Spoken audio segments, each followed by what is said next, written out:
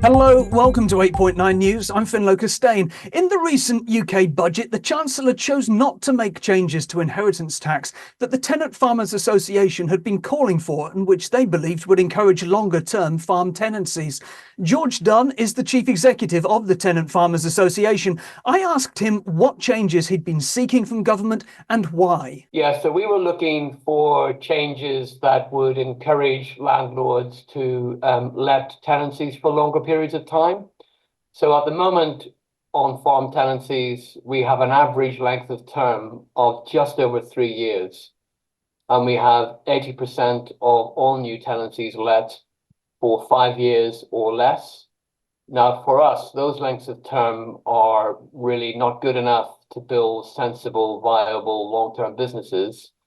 And neither are they good enough to meet some of the environmental challenges that we are now being asked to deliver in terms of carbon, biodiversity, landscape, etc. So we suggested that the landlord's opportunity to gain what's called agricultural property relief, which is a relief that landlords get from inheritance tax on the full agricultural value of land, that should be only available to landlords who were prepared to let for periods of 10 years or more. So that people who were letting for less than 10 years didn't get the tax advantage, because it is a significant benefit to the landlord community. And we would argue, well, what does the nation get back if those landlords are only prepared to let for very short periods of time?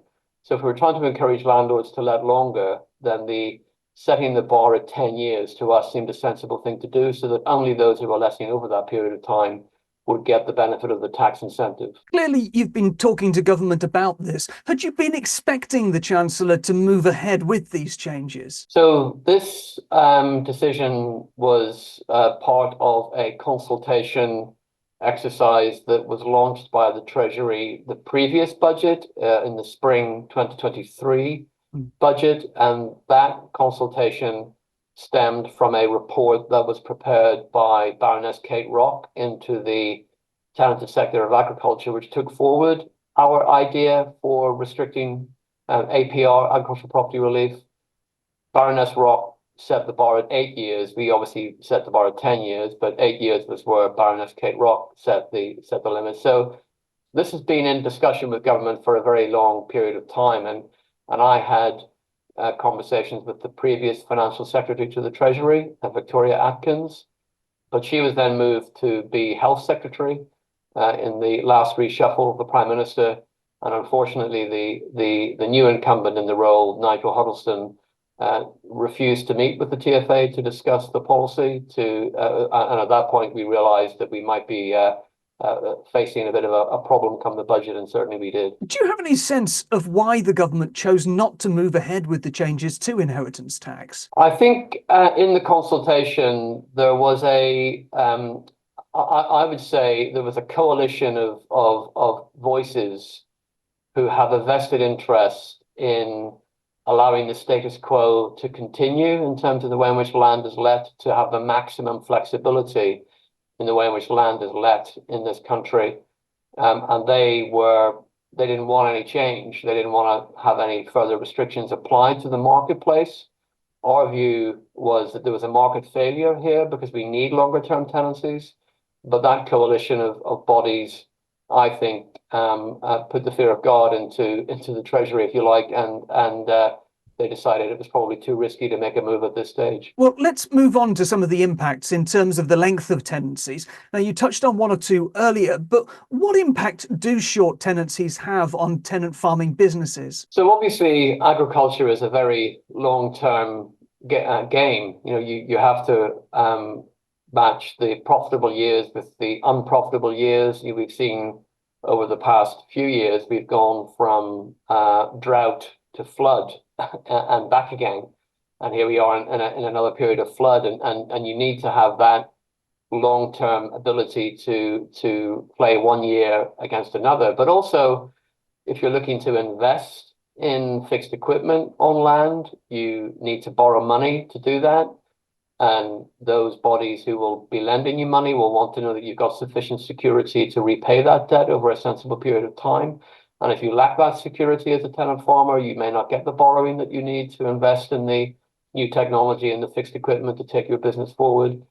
But in addition, as I said earlier, in terms of the environmental outputs, if we're looking at soil management, if we're looking at carbon sequestration for climate change benefits, if we're looking at landscape change, if we're looking at enhancing biodiversity, those things take a very long period of time to come to fruition. And even the government schemes that are available sometimes ask for quite long terms in order to ensure that the public money is getting the public goods that are being paid for. So there's a number of reasons why longer term tenancies are really, really needed. Now, from what you're saying, it's already more difficult for tenant farmers to make a living out of the land. But do shorter term tenancies mean that it's also more difficult for tenant farmers to access payments under the SFI, which is replacing basic acreage based payments? Yeah, so the SFI, or the Sustainable Farming Incentive, has been a particular focus of work for us with DEFRA over the past few years to ensure that our members, many of whom have those short-term agreements, have access to those schemes. And it has taken a little while, but DEFRA has understood the need to design those schemes in a way which provide an opportunity for tenants to take part. So we have been working very closely to make sure that even some of the shortest term agreements are able to get into SFI. They won't be able to get into all of the SFI options, so some of the options will be barred because they require longer terms. But DEFRA has at least recognized that their schemes need to reflect what's happening in the market, even if we don't get longer tenancies. The areas where we are still struggling are on some of the deeper environmental schemes, so things like countryside stewardship or landscape recovery, or even tree planting schemes, which are unavailable to tenant farmers. So those are the areas where we still have a lot of work to do to ensure that tenants have access. And correct me if I'm wrong, George, but around a third of the farmers in Britain are tenant farmers, aren't they? So if they're unable to access these payments, then that's quite a big hole in terms of delivery of the government's nature ambitions. Yeah, so it's about a third of the land is under some form of tenancy. There's probably 60-70% of individuals who would technically be tenant farmers because they are renting some land.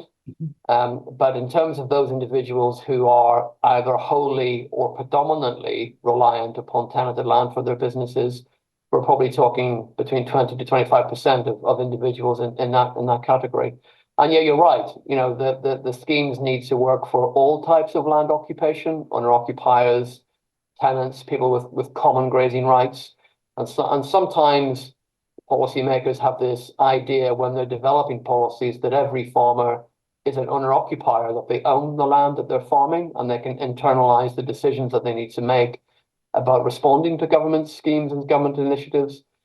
It's often forgotten that there are people like tenant farmers or people who are farming with common land or under grazing licenses.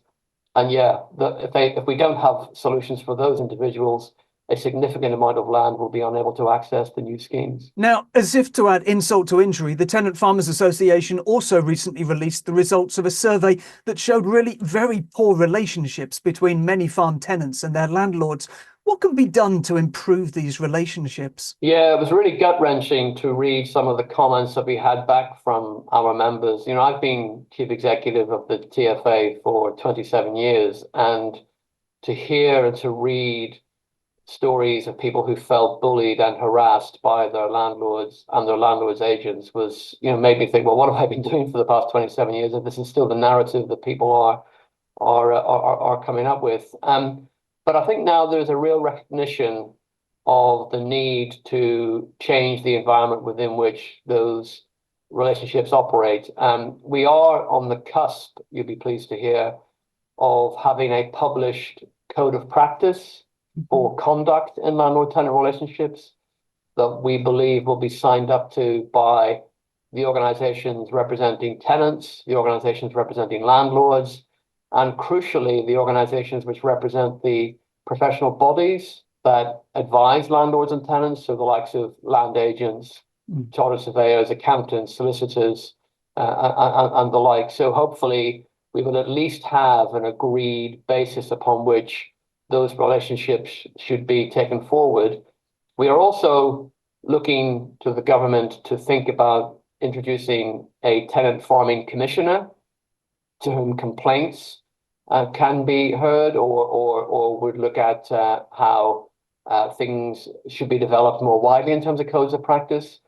A commissioner of that ilk already operates in Scotland and is quite successful north of the border and has the respect of both the landlord and the tenant community. So we'll be looking for something similar in England to ensure that we have sensible, sustainable, good collegiate relationships south of the border as well. That was George Dunn from the Tenant Farmers Association. More news on our website, 8.9.com. That's all for now. We're back soon. Thanks for watching.